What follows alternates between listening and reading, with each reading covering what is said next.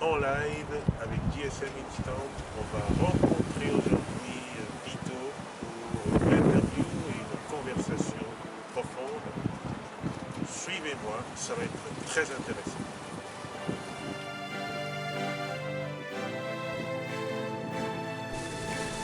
Et voilà pour la transition qui est faite. Donc nous sommes à Place Garibaldi et je me trouve en compagnie de Vito, qui est un ami de longue date, avec qui je suis heureux de partager ce moment de conversation. Vito, que j'ai connu à La Havane, parce qu'il est musicien exceptionnel. Si vous n'avez pas encore été à La Havane pour écouter Vito, il y a quelque chose qui ne va pas, que vous devez réparer. Et quand on parle de La Havane, on parle de salsa. Et on ne peut pas parler de salsa sans parler de la danse. Nous avons un excellent danseur, professeur de danse. Oh là là, oh là là, oh là là, oh là là, oh là là. Je vais rougir si ce n'est pas assez.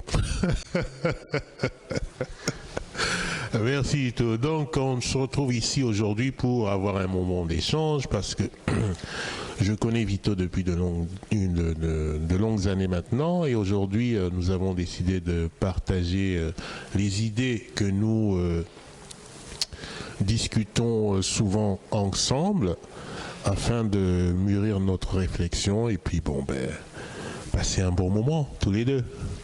Et avec vous bien sûr. Donc, aujourd'hui, le sujet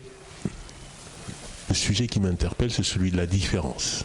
La différence et les jugements. Il y a plusieurs angles pour pouvoir aborder ce sujet. Et moi, je me passionne pour les relations, qu'elles soient proches ou éloignées. Et je trouve que souvent, la communication dans les relations peut être embuée par le manque de compréhension et excès de jugement. Des excès de jugement qui aboutissent à des conflits au détriment de l'harmonie qui règne. Et souvent, ça se passe dans le cercle le plus proche. Donc, ça m'interpelle et je voudrais qu'on en discute, mon cher Vito. Alors moi, ce que je pense par rapport à la différence, s'il y a des discordes, si on a du mal à se comprendre, parce que comment je fais, en façade, on est tous différents. Attention au micro, Vito. Ouais, merci. En apparence, on a l'air tous différents. Donc, on a nos bagages, nos croyances, nos conditionnements, nos souffrances et tout. Mais si en profondeur, c'est qu'on est tous pareils, on est tous semblables. Donc, ce qui fait que je vais avoir une réaction, selon ce que tu vas me dire, je peux avoir une réaction, soit un jugement et tout. Moi, je pense, au jour d'aujourd'hui, c'est en fonction des souffrances, en fait. C'est la souffrance qui fait que tu vas me dire quelque chose et je vais le prendre pour moi. Ou tu vas me donner ton point de vue. Soit en fonction des souffrances, des blessures que j'ai en moi, je vais le percevoir d'une certaine manière et je vais réagir en fonction. Mais cela ne veut pas dire que... En fait, c'est comme si c'est automatique. Tu vas me dire quelque chose, je vais le prendre pour moi, et je vais me sentir blessé ou touché et je vais réagir. Je vais te rendre la monnaie de la pièce. Mais là, encore une fois, ce n'est pas... Comment est-ce que je peux dire? Moi, je pense profondément que ce n'est pas volontaire. Ce n'est pas volontaire. Parce que je pense qu'au fond, si on enlève toute la carapace, toutes les blessures, les souffrances, les conditionnements qu'on a, tout au fond, il y a un cœur et je pense que c'est la même chose pour tout le monde. Donc, on ne veut pas du mal. On cherche tous le bonheur, on cherche tous à être bien. Quoi qu'on fasse dans la vie, on cherche à améliorer notre quotidien et tout. Donc, peu importe, même si d'apparence j'ai l'air fâché contre toi et tout, mais au fond, je ne te veux pas du mal. Je pense que c'est... comment je peux dire ça? Il y a un travail à faire dans les deux sens. C'est de pouvoir se poser et écouter. Mais tant qu'on a les blessures, on ne peut pas faire ce travail. Parce que c'est les blessures qui vont réagir à notre place. Voilà. Tu vas me dire quelque chose, tu vas me toucher quelque part. Je ne vais pas avoir assez de recul pour ne pas te rendre la monnaie de ta pièce. Tu comprends ce que je veux dire? Donc je n'aurai pas assez de recul. Mais c'est un travail, comment dire, de longue haleine, comme on veut dire. Hein. Il faut du temps. Il faut l'observation de soi, s'observer. Et petit à petit, on peut changer ça, on peut apprendre à nous découvrir soi-même. Je vais peut-être un peu trop loin. Je ne sais pas si je t'ai répondu à ta question. Oui, non, mais sinon, ça mérite d'être développé. Donc, je comprends bien. Non, pas du tout. Vas-y, continue. Continue, je t'écoute avec grand intérêt. Des fois, j'ai tendance à aller trop loin. Et après, pas du tout. Parce que je pense que le sujet du jugement mérite, quand tu parles de recul, quand tu parles du temps qu'il faut pour l'observation de soi, je pense que c'est tout ça qui mérite de passer, en tout cas, du temps. Et c'est normal que tu développes la réflexion aussi longuement, parce que je pense que ça touche effectivement ce que tu nommes comme ce précieux que nous avons au fond de nous, après avoir enlevé toutes les couches de souffrance, de conditionnement, de cheminement parfois chaotique que nous avons eu. Comme tu le dis si bien, nous avons la volonté à aller vers le bonheur quelque part en nous, même si c'est niché bien au fond. Donc oui, je comprends ce point tout à fait qui est très très percutant. Tu me fais réfléchir, tu me fais aussi penser à l'idée du jugement par rapport aussi à la connaissance. Parce que c'est ce que tu dis, s'observer soi-même, ça demande d'initier quelque chose, d'avoir envie de connaître autre chose que ce qu'on sait. Tu vois? Mais par rapport à soi-même. Moi, je pense que ça, c'est un pas qui est assez sensible, qui n'est pas toujours effectué par tout le monde. C'est un appel qui vient de l'intérieur, en fait. D'accord. Donc, si c'est pas le moment, c'est pas le moment. Tu peux le percevoir un peu de partout. C'est ça qui va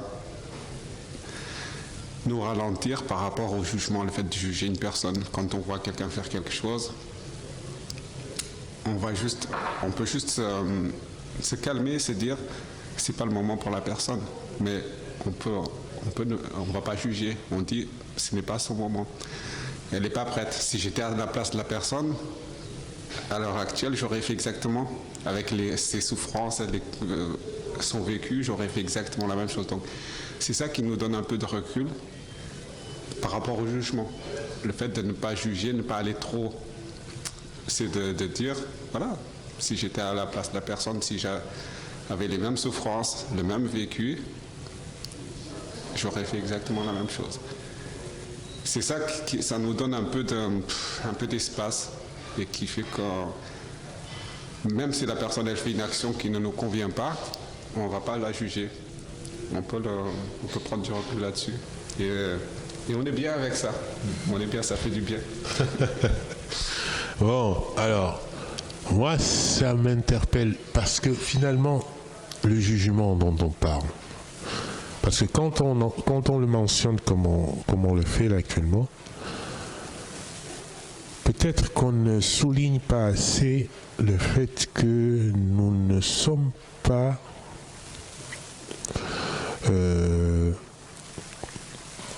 comme par exemple les animaux, le fait que nous nous disposons de cet esprit et de nos sens, la capacité à aller dans le passé et dans le futur, quelque part nous force au jugement. C'est-à-dire que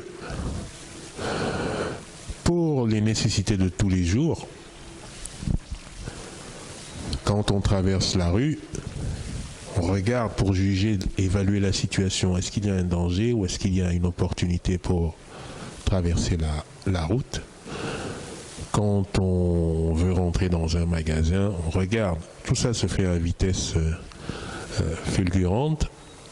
Est-ce que le magasin est ouvert? Est-ce qu'il est approprié d'y rentrer ou pas y rentrer? En fait, le jugement est constant dans notre façon dans notre navigation du quotidien, on va dire. Maintenant, là oui, c'est encore aussi étrange. J'avais vu une expérience de quelqu'un qui montrait un visage d'Obama, l'ex-président des États-Unis, qui était complètement retourné à l'envers. Et ce visage était tronqué parce que le sourire avait été manipulé, avait été inversé. Mais quand l'image était à l'envers, on avait l'impression que le visage était normal. On jugeait le visage, on disait ah oui mais c'est Obama, c'est normal. Et dès qu'on la remettait à l'endroit, on disait oh c'est pas possible, qu'est-ce qui lui est arrivé?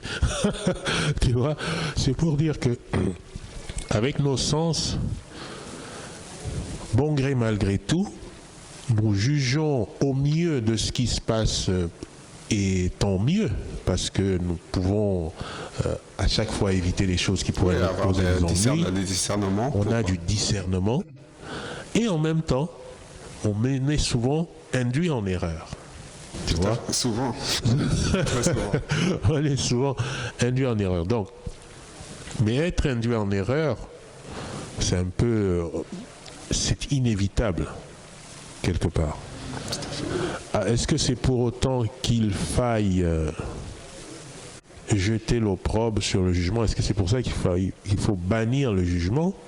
Je ne sais pas. C'est une question parce que on ne peut pas ne pas juger. Moi, je dirais pas c'est pas une question de bannir ou pas. C'est pour moi, en tout cas. Attention le micro. C'est juste. J'observe, je constate il y a quelque chose qui se passe, même si je viens à faire un jugement, mais je reconnais. Je reconnais ce que je suis en train de faire, je reconnais ce qui se passe. Après, le but, c'est juste l'idéal, c'est de reconnaître ce qui se passe. Par exemple, je te regarde dans la rue et je te dis, oh là là, comment il est habillé, là, là, là. Ça me convient pas peut-être la manière que tu es habillé, mais toi tu es content, tu es heureux et tout. Ok, moi c'est un jugement qui ça me convient pas. Mais ça ne regarde que moi. Après moi, si j'ai envie d'évoluer là-dedans, je vais reconnaître ce que je suis en train de dire dans ma tête, ce que mon esprit est en train de me faire dire. Voilà, donc je suis en train de peut-être me moquer de toi parce que mais ce que je suis en train de dire, c'est toujours à partir de ce que je suis, mon conditionnement, mes blessures, c'est tout. Mais qui prouve que c'est vrai ce que je suis en train de dire? Le jugement, il est... Voilà, c'est juste un jugement. Donc, je peux parler à quelqu'un d'autre, je dis, ah, regarde Serge, comment il est habillé et tout. La personne va me dire, là, c'est juste un exemple, parce que tu es très beau là, je trouve. Regarde comment tu es beau costume et tout.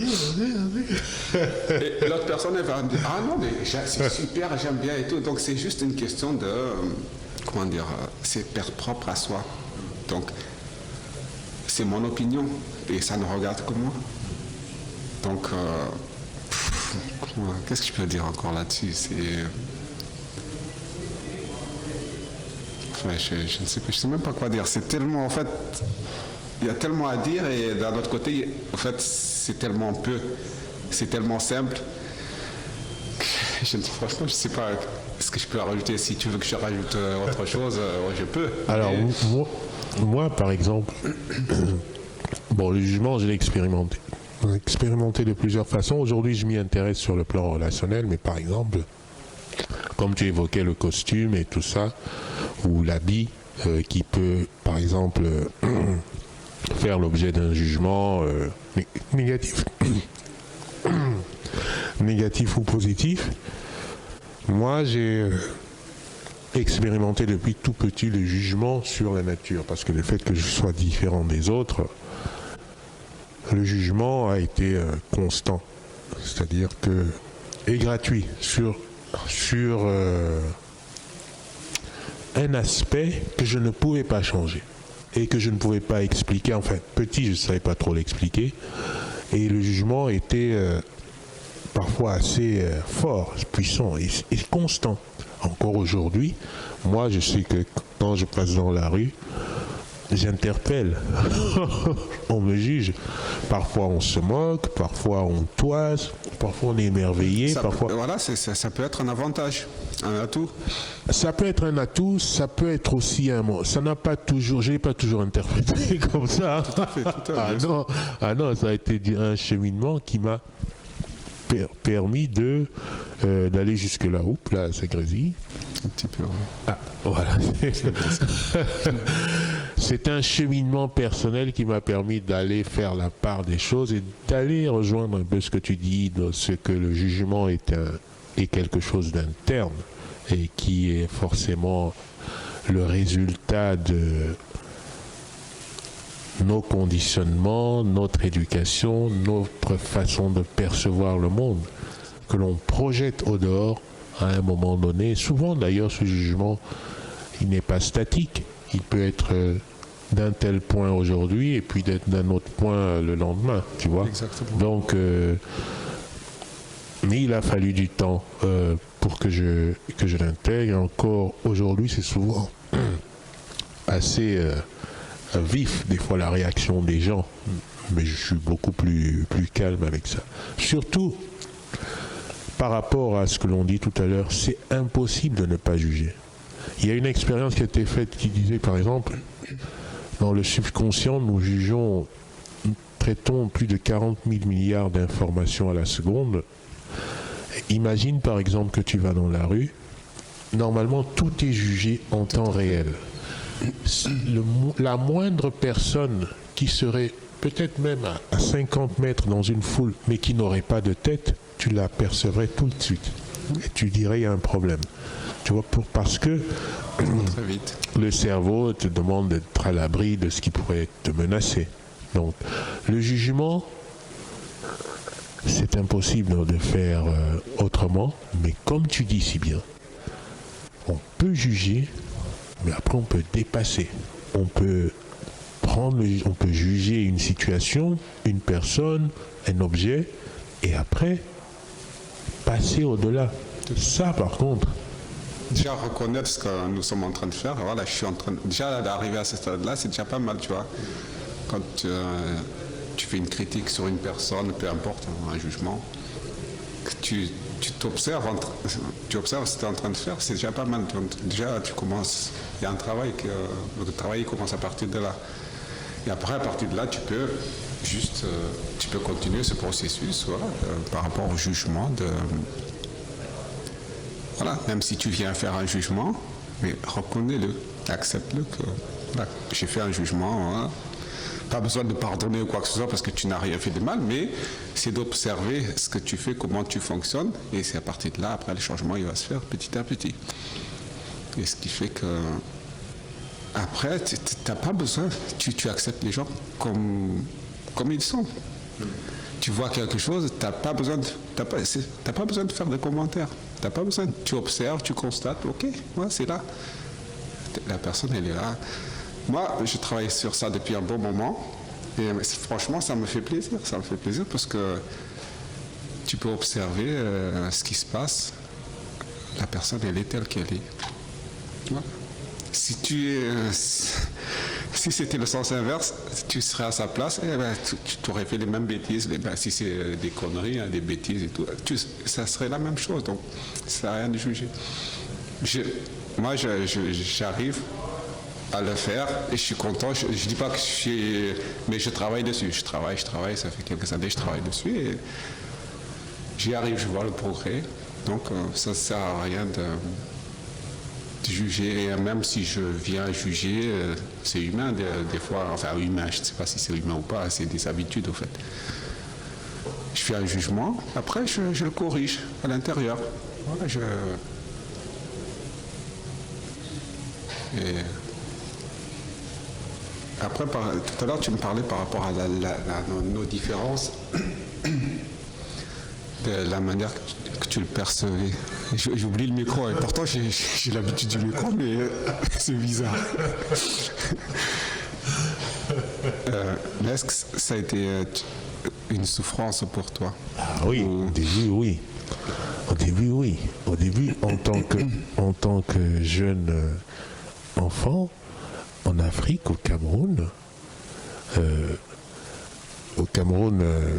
où j'ai vécu d'abord avec mon frère et mon père, parce que mes parents se sont séparés très tôt, il n'y avait pas de raison autre que juste parce que j'étais différent, albinos, et ça suscitait parfois des grands cris envers moi. Donc parfois je me cachais, j'angoissais à l'idée de passer juste à un endroit parce que je savais ce qui m'attendait. Ah, oui. Ce genre de choses. Non seulement c'était assez choquant, assez violent, mais en plus je n'avais pas d'endroit de décompensation, c'est-à-dire je ne pouvais pas aller en parler à quelqu'un, je n'avais même pas ce réflexe, je ne comprenais pas ce qui m'arrivait en fait. Ouais. J'ai donc développé des stratégies de camouflage pour me cacher, etc., pour régler ça à ma façon. Et ça a été longtemps comme ça, tu vois. Ah, ça doit être pénible, non, pour toi? Ah oui, c'était... Je pense que je l'oblitérais, je faisais comme si ça n'existait pas. Ça me rattrapait seulement sur l'instant. À chaque fois que je devais... Mais je savais, j'avais repéré, je savais, je serrais les dents, je disais tiens, je vais passer à travers. C'était comme une fatalité. Je me disais que ça ne pouvait pas être autrement, ça devait se passer comme ça. Je n'en voulais pas aux gens en plus. Je n'en voulais pas. Je disais qu'ils le faisaient parce que c'était comme si c'était de leur rôle de le faire et que à moi de le subir. Tu vois? Je ne cherchais pas plus à comprendre que ça. Donc ça m'a poursuivi longtemps. Donc je pense que ça a eu un impact profond sur mon estime personnelle, ma confiance en moi, etc. À l'école, c'était pas simple. Ah ouais. C'est dans mon coin en fait que j'ai dû réexaminer. Je dis mais c'est quoi le problème en fait? Comment je peux faire pour résoudre ça? En cherchant, il n'y a pas de pot à vendre, de pot à changer, etc. Après, en découvrant les arts, tout ça, je me suis... la musique, la musique, ça me permet de penser à autre chose. Le sport, ça me permet de penser à autre chose. Et comme ça, en fait. Et puis, en rencontrant aussi des gens qui m'aiment pour qui je suis, avec des amitiés, des choses comme ça me permet de penser à autre chose. Ça m'a permis de penser à autre chose et d'éviter ce genre d'endroit pendant un moment, jusqu'à ce que je trouve les vraies solutions en moi pour pouvoir tromper avec. Mais ce n'est jamais vraiment terminé. Franchement, c'est jamais vraiment terminé. Parce qu'à chaque fois, je suis exposé à des situations spéciales qui me demandent quelque chose de spécial. Je me souviens, il y a pas si longtemps que ça, peut-être il y a 11 mois ou je sais pas, 1 an à peu près, je suis rentré dans un tram. Il y avait plein d'enfants. Plein d'enfants qui sortent des sorties scolaires, etc. Et tout d'un coup, ils sont tous commencé à crier « Ah, regardez le monsieur !» Ouais. Je veux dire, on a beau être prêt, on a beau être mature, tout ça, on descend dans son centre de gravité, on regarde. Ah oui, parce que c'est toujours assez spécial, tu vois. Et ce qui me sauve, c'est d'être bien aujourd'hui avec moi, parce qu'avant, c'était pas le cas. J'ai eu des problèmes de poids, etc. Aujourd'hui, je me sens bien avec moi. C'est surtout ça qui compte, se sentir bien avec soi, parce que quand on y regarde bien, on a tous des points différents. Là, pour moi, c'est apparent, mais pour beaucoup, ça peut être psychologique, etc. Tout le monde a toujours quelque chose à souligner de ça. Et puis, tu vois, donc aujourd'hui, c'est moins aigu. Mais ça n'a pas disparu, tu vois. Ouais, c'est Je pense que c'est toujours d'actualité, c'est normal. Je pense que ça, c'est quelque chose, ça va être de moins en moins avec le temps, toujours, la maîtrise, la maturité, le recul, tout ça. Mais comme chacun de nous, je crois que l'estime de soi ou la confiance n'est jamais réellement complètement totale, parce que les situations viennent toujours nous révéler quelque chose d'un peu spécial, de nouveau, tu vois. Et à partir du moment où ça ne pose plus un problème majeur dans mon fonctionnement au quotidien, je pense que c'est ce qui compte. C'est ce qui compte. À partir du moment où je peux, tu vois, me mettre à l'écran, ne pas avoir peur de me mettre à l'écran, d'être jugé, à partir du moment où je peux aller et venir, exprimer ce que je suis, c'est ce qui compte, tu vois. Mais il a fallu du temps. Il a fallu du temps, encore je te dis, c'est pas toujours... Par exemple, parce que j'essaye d'imaginer un peu ce que tu peux ressentir.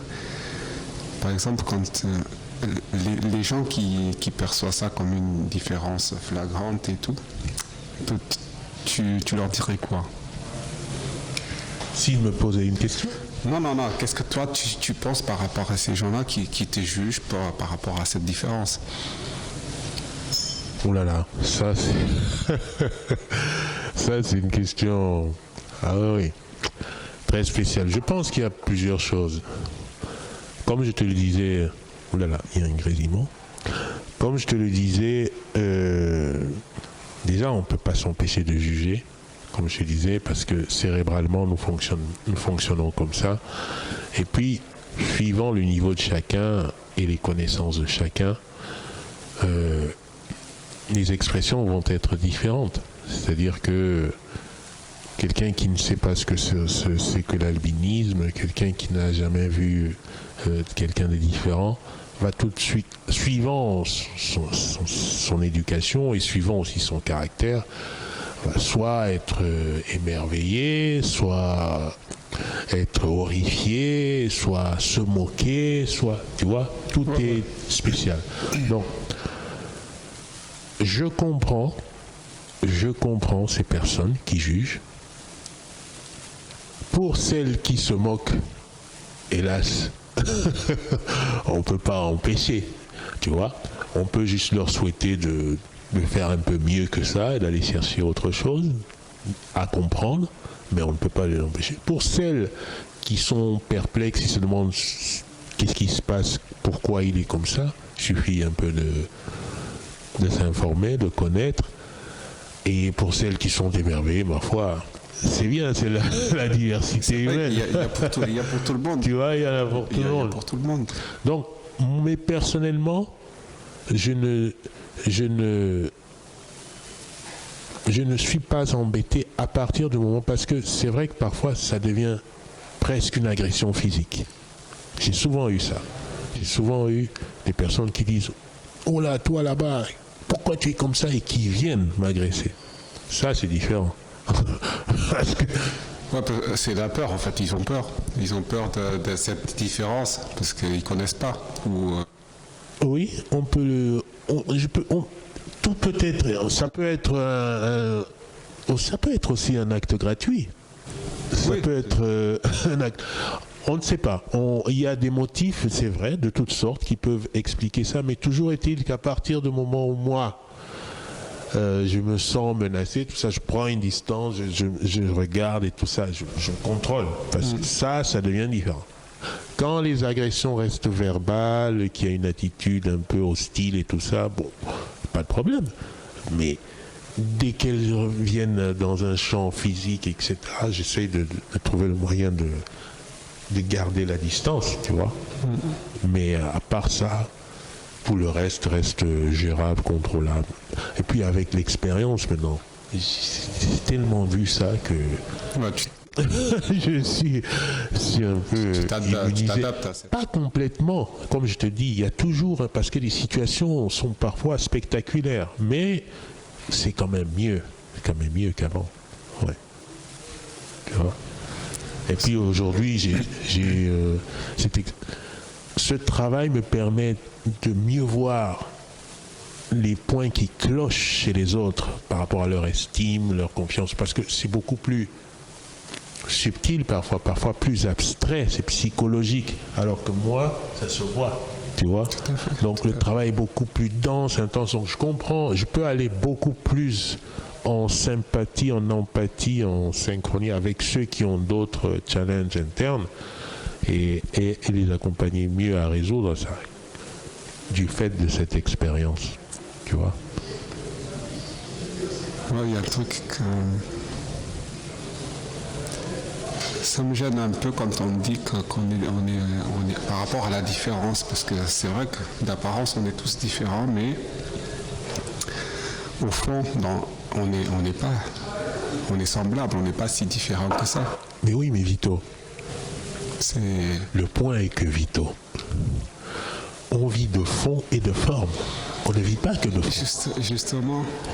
On vit, comme tu dis, de ce fond de similitude, on est semblable, mais on vit aussi de forme. C'est-à-dire que dans le quotidien, tu vois des femmes, des hommes, des enfants, des personnes âgées, des moins âgées. Tout ça, c'est un flot qui stimule ton champ de perception. Et quand tu vois un enfant, c'est un enfant.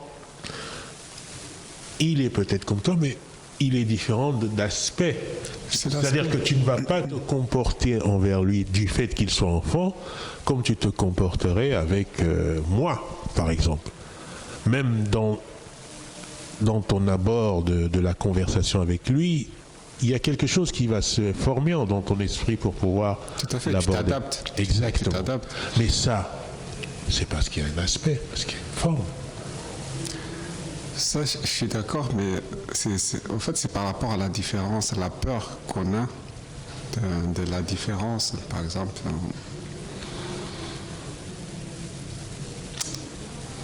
j'aime pas trop dire le mot racisme ou quoi que ce soit, parce que moi, je pense que deux personnes, peu importe la couleur de peau, peu importe tout ça, on met deux personnes. D'apparence, elles ont l'air différentes. Mais si on... Parce que moi, j'essaie d'aller un peu au-delà de l'apparence. Hein. Donc on met deux personnes là qui physiquement ont l'air complètement différentes. Mais qu'est-ce qui fait que ces deux personnes soient là, à cet instant, qu'elles soient là en vie? On a besoin de quoi? D'un cœur qui bat, on a besoin de l'air pour respirer. Et si on regarde les besoins qu'une personne a pour être là, en vie, les besoins que nous avons pour survivre, si on prend ces besoins, c'est exactement les mêmes choses pour tout le monde. Donc, pourquoi, par exemple, si ton cœur il arrête de battre, tu respires plus, c'est fini. Et ça peut être n'importe qui. C'est exactement la même chose. Donc, pourquoi on s'attarde sur l'apparence? C'est comme si on change de vêtements. Voilà, tu as ce costume, donc si tu changes de costume, est-ce que tu deviens quelqu'un d'autre? Non. Si moi je change de vêtements, la couleur de peau, c'est pareil. L'apparence physique, c'est exactement la même chose. C'est comme un habit qu'on porte, mais que le fond, c'est la même chose pour tout le monde. Exactement tout le monde. Moi, sur mon album, il y a une chanson que je parle de nos différences à l'époque. Ah oui, l'album de Vito. Parce que ça, c'est un truc, ça fait plus de 10 ans, mais c'est quelque chose qui m'a toujours touché. C'est atemporel ton album. Ça m'a toujours touché parce que je vois qu'on s'attarde. On attache beaucoup d'importance à la différence, à l'aspect, l'apparence physique, quoi.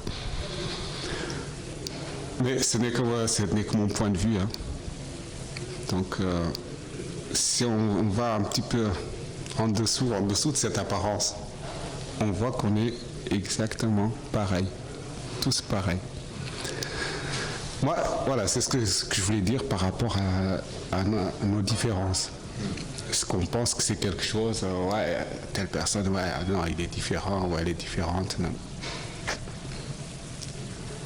Enfin, je préfère arrêter de parler de là. En tout cas, on voit que c'est un sujet aussi qui te touche particulièrement. Est-ce que toi, ça me touche, ouais. Est-ce que tu l'as vécu d'une certaine façon, quelque part? Non, on le vit d'une manière ou d'une autre, on le vit constamment. Donc, mais je pense que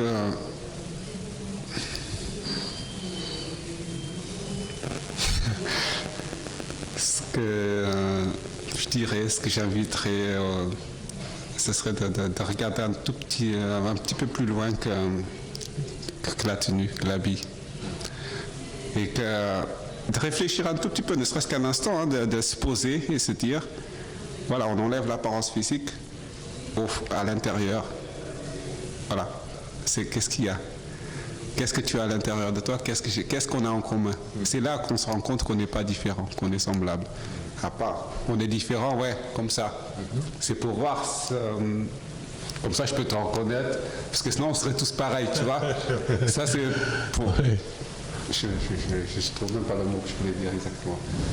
Mais à l'intérieur, on est exactement pareil. Je vois ce que je veux dire. Non, mais c'est vrai que c'est quelque chose de manifeste. On est pareil, comme tu dis, on a le cœur qui fonctionne d'une certaine façon. On a l'air qui nous pourvoit à cet oxygène. Donc, c'est la même chose que ce soit en Chine, au Japon, en Argentine, en Afrique ou en Australie. C'est tout le monde qui est logé à la même enseigne, c'est-à-dire que ça me rappelle un discours que je tenais pour la mucoviscidose il y a longtemps déjà. Plus de 3 minutes sans air, à moins d'être un apnéiste entraîné, et même pour lui ce serait quoi, 8 minutes maximum. Le record, je ne sais pas à combien il est, peut-être à 10 minutes, je ne sais pas. Mais bon, il ne tiendra pas longtemps. Il ne tiendra pas 20 minutes. C'est clair.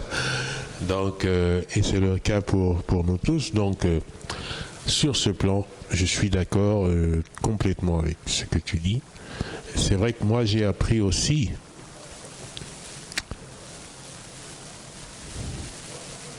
à m'accoutumer de cette histoire d'apparence, parce que je suis comme je suis de visu. On me voit comme ça.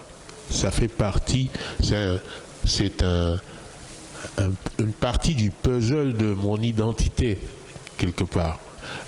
Une identité qui est fluctuante, mais ça fait partie, c'est-à-dire qu'on me référence, on m'appelle, tiens, JS, Serge, Sergio, c'est lui. Tout à fait. Par le physique qui est manifesté là. Ça permet de l'identifier. Exactement. Voilà, bien sûr. Donc, comme tu dis si bien, ça n'est pas tout d'une personne.